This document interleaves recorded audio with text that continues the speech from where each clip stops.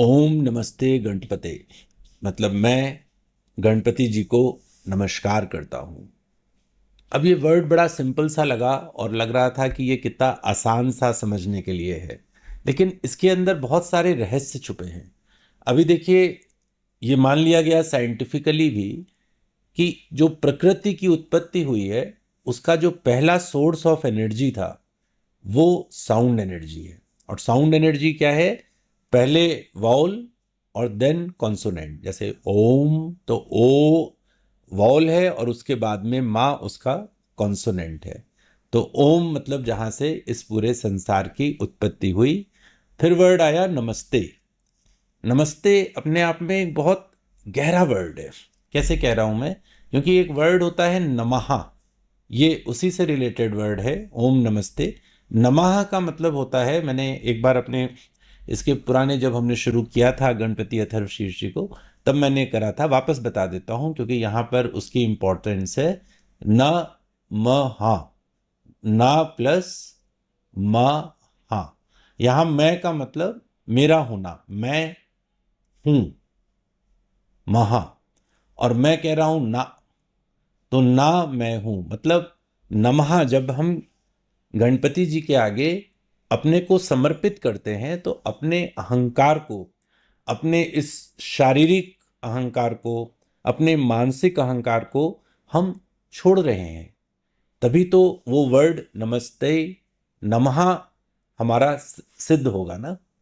और जब हम इस अहंकार के बिना प्रकट होते हैं गणपति जी के सामने, तो उनका सही स्वरूप हमको दिखने लगता है। कबीरदास जी ने भी तो कहा है कि जब मैं था तब हरि नहीं, और अब हरि हैं और मैं नाही। सब अंधियारा मिट गया जब दीपक देखिया माही। तो आप किसी भी धर्म को उठाएं, किसी भी ग्रंथ को उठाएं, उसमें हर जगह पर अपने अहंकार को खत्म करने की बात हमेशा हुई है। और वही बात यहाँ पर हो रही है कि मैं गणपति जी को नमस्ते करता हूँ, मतलब मैं उनके आगे नमन करता हूँ, मैं उनके आगे नमः करता हूँ और अपने अहंकार को छोड़ता हूँ, ताकि गणपति जी जो कि सच्चिदानंद हैं, जो कि भगवान हैं, वो हमारे अंदर आ सकें। और जब हम अहंकार से रिक्त हो जाते हैं, तभी तो ये दैवी प्रकाश, ये ईश्वर हमारे अंदर प्रकट हो सकता है। तो मेव प्रत्यक्षम तत्वमसि, आप ही केवल तत्व हैं जो प्रत्यक्ष हैं। अब यहाँ पर इसको समझना जरूरी है अलग अलग। तो मेव मतलब आप ही, प्रत्यक्षम, प्रत्यक्ष मतलब जो साक्षात दिखाई पड़े, जो सामने मौजूद हो, हमारी आंखों के सामने। अक्ष वर्ड आया है अक्षु से, अक्षु मतलब आंख, राइट। तो जो सामने है, जो मेरे आंखों के सामने है, जो मैनिफेस्टेड है। आंखों के सामने क्या दिखाई पड़ेगा? आंख उन पांच इंद्रियों में से एक है। तो जो फिजिकल फॉर्म में प्रकट हो सकता हो, वही तो आंख को दिखाई पड़ेगा। तो हम आंखों से जो देख सकते हैं, उसमें भी गणपति हैं। जो भी हम प्रत्यक्ष देख पा रहे हैं, जितने तत्व देख पा रहे हैं, वो सारे के सारे आप ही हैं। आप ही उसके अंदर स्थित हैं, आप ही उसके अंदर का सिद्धांत हैं। तो इन सब के बड़े छोटे छोटे मतलब निकलते हैं। तो केवल आप, है ना, या आप ही तौमेव प्रत्यक्षम, जो भी आपको प्रत्यक्ष ये संसार दिखाई पड़ रहा है, उसके अंदर के जितने भी तत्व हैं वो आप ही हैं। मतलब हर जगह कहते हैं ना, कण कण में भगवान। तो हर कण में, हर तत्व में सिर्फ गणपति जी हैं। ये इस लाइन का मतलब हुआ। तौमेव केवलम करतासी, आप ही सिर्फ करता है। तौमेव आप ही, केवलम सिर्फ आप, और करतासी मतलब जो डूअर है। इस संसार में जो कुछ भी हो रहा है, जो कुछ भी है, जो कुछ भी होता हुआ हमको दिखता है, और ऐसा भी बहुत कुछ है जो हमको नहीं दिखता है लेकिन हो रहा है, वो करने वाले सिर्फ और सिर्फ गणपति जी हैं। आप ही केवल करता है। तौमेव केवलम धरतासी, आप ही केवल धारण करने वाले हैं। तौमेव केवलम का मतलब हम ऊपर डिस्कस कर ही चुके हैं। और धर्तासी का मतलब मेंटेनर, जो उसको पोषित करे, जो मेंटेन करे, वो हुआ धर्ता। तो गणपति जी आप ही केवल धर्ता हैं, मेंटेन करने वाले हैं, धारण करने वाले हैं। तौमेव केवलम हर्तासी, और हे गणपति जी आप ही केवल हर्ता हैं। हर्ता मतलब डिस्ट्रॉयर, जो चीज़ों का खत्म करते हैं जिसको।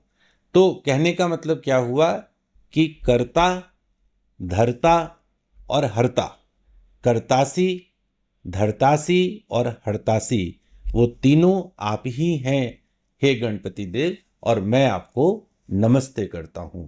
सो that is how this is being fulfilled and that is how you surrender yourself to God. और इस प्रकार से आप भक्ति भावना से गणपति की आराधना करते हैं। तौमेव सर्वम खलविदम ब्रह्मासी, वास्तव में आप ही संपूर्ण ब्रह्मांड हैं। तो तौमेव हम समझ ही चुके हैं ऊपर। सर्वम मतलब संपूर्ण। यहां पर देखिए एक शब्द आया खलविदम, ये दो शब्दों से मिलकर बना है। खल का मतलब हुआ वास्तव, है ना, मतलब सच में, वास्तव में, इंडीड जिसको कहते हैं, है ना, खल। और इदम, इदम मतलब संस्कृत का वर्ड है, इसका मतलब होता है यह, मतलब दिस। तो आप ही इस संपूर्ण ब्रह्मांड हैं, आप ही संपूर्ण ब्रह्मांड हैं, और ऐसा वास्तव में है। तौमेव सर्वम खलविदम, ना, आप ही संपूर्ण वास्तव में ब्रह्म है। तो ये जो ब्रह्म है, ब्रह्म का मतलब क्या होता है? ब्रह्म का मतलब है चेतना। जो भी हमारे को दिखाई पड़ रहा है, जो भी हमको पदार्थ दिखाई पड़ रहे हैं, आप मेटाफिजिक्स पढ़ेंगे, आप आजकल लॉ ऑफ अट्रैक्शन और ये सब बहुत सारी चीज़ें पढ़ रहे होते हैं। तो एक जो भी प्रत्यक्ष हमको दिखता है, जो भी पदार्थ है, उन सबके पीछे एक आत्मा है, उन सबके पीछे एक सोल है, उन सबके पीछे एक ब्रह्म है, उन सबके पीछे एक ऊर्जा है। तो त्वम सर्वम खलविदम ब्रह्मासी, वास्तव में वो जो ब्रह्म है, जो वो एनर्जी है, वो आप हैं संपूर्ण ब्रह्मांड की। त्वम साक्षादात्मासी नित्यम, आप साक्षात नित्य आत्मा स्वरूप हैं। त्वम हम समझते ही हैं आप, साक्षात मतलब जो कि प्रत्यक्ष है, जो कि हमारी आंखों के साथ है। सा आक्ष, सा मतलब होता है साथ, और आक्षात मतलब जो हमारी आंखों से देखा जा सकता हो। तो जो भी हमारी आंखों के सामने है वो साक्षात है, और उसकी जो आत्मा है वो आप ही हैं। असी मतलब है ना, असी मतलब है आत्मा, और ये साक्षात। तो अगर आप देखें तो ये तीन वर्ड से मिलके बना साक्षात आत्मा असी, मतलब जो साक्षात जो आत्मा है वो आप ही हैं नित्यम। नित्यम का मतलब क्या होता है? नित्य का मतलब एक तो हम समझते हैं रोज, यहां पर इसका मतलब अलग है। नित्य का मतलब है जो इटर्नल है, जिस जो कभी खत्म नहीं होता, जो ऑलवेज है, जो नाश ना हो, जो अक्षर है, जो हमेशा था, हमेशा है और हमेशा रहेगा, वही नित्य है। गुरु नानक देव जी इसको कहते हैं आदि सच, जुगादि सच, है भी सच, और नानक होसी भी सच।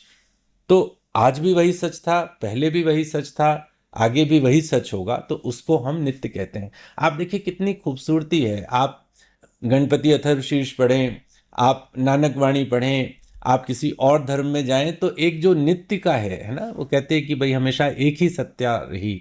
तो हम जब ईश्वर को भजते हैं तो हमेशा उसके नित्य फॉर्म में भजन करते हैं उसका। तो हे गणपति जी आप ही हैं जो साक्षात आत्मा के स्वरूप में हमेशा से हैं, नित्य हैं, और नित्य हैं तो हमेशा आप ही रहेंगे। रतम वचमी सत्यम वचमी, मतलब मैं धर्म पूर्वक कहता हूं और मैं सत्य कहता हूं। अब ये जो रत्म है ना, रित्म, ये बहुत खूबसूरत शब्द है, ये वैदिक शब्द है। और वैदिक शब्द का मतलब इसका मतलब ये है कि कॉस्मिक ऑर्डर, ये जो पूरा संसार चल रहा है, जो पूरा ब्रह्मांड चल रहा है, ये एक प्रिंसिपल है, ये एक ऑर्डर है ना। ऐसा अपने आप कैसे हो जाएगा कि धरती अरबों खरबों टनों की धरती रोज घूम जाएगी, ऋतुएं आ जाएंगी, अ, बृहस्पति जी जहाँ पर हैं, जो प्लेनेट पोजीशन वहाँ पर है, सूर्य देव की पोजीशन वहाँ पर है, सब कुछ बिल्कुल व्यवस्थित है। तो ये रितम का पार्ट है, ये कॉस्मिक ऑर्डर का पार्ट है ना। इस शब्द को बड़े अच्छे से समझिएगा, मैं लिख भी रहा हूँ। कॉस्मिक ऑर्डर, जो नियम है ना, जो धर्म है, ये कॉस्मिक ऑर्डर कहलाता है। तो ये हमेशा फॉलो होता है। तो मैं जब कह रहा हूं रतम वचमी सत्यम वचमी, तो इसका मतलब मैं उस पूरे कॉस्मिक ऑर्डर को वचन दे रहा हूं, मैं इसको साक्षात मान के कह रहा हूं। रतम वचमी मतलब ये कॉस्मिक ऑर्डर कह रहा है, और मैं सत्य कह रहा हूं कि ये जो सब कुछ कहा गया ये सच है। और अभी जब हम आगे गणपति अथर्वशीर्ष पर जाएंगे तो वो भी इसी से डिराइव्ड होगा। रतम वचमी सत्यम वचमी मतलब told from the cosmic truth, and it is the only truth.